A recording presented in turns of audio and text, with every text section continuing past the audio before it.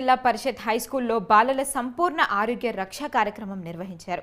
ఈ కార్యక్రమంలో ఆరోగ్య శాఖ మంత్రి సత్యకుమార్, టీడీపీ ఎమ్మెల్యే గద్దె రామ్మోహన్, ఆరోగ్య శాఖ secretary Krishnababu, health commissioner Vakati Karuna, NTR జిల్లా ఇన్ఛార్జ్ కలెక్టర్ నిధి మీనా మరియు బాల బాలికలు కూడా పాల్గొన్నారు.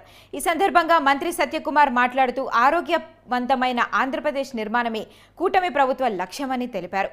అనంతరం ఆర్బీఎస్కే మొబైల్ యాప్ను కూడా ప్రారంభించారు. పిల్లలను, యువతను కాపాడుకోవాల్సిన బాధ్యత ప్రతి ఒక్కరిదని మంత్రి పేర్కొన్నారు.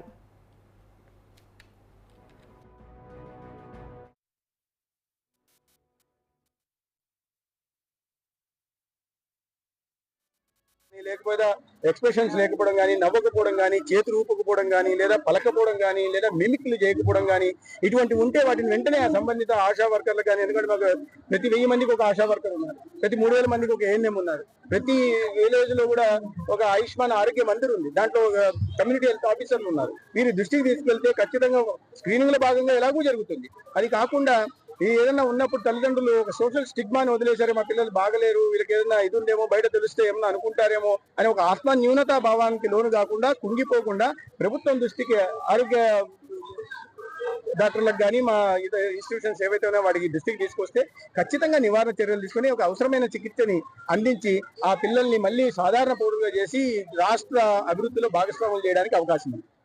లేకపోతే ఎక్స్ప్రెషన్స్ లేకపోవడం కానీ, నవ్వకపోవడం కానీ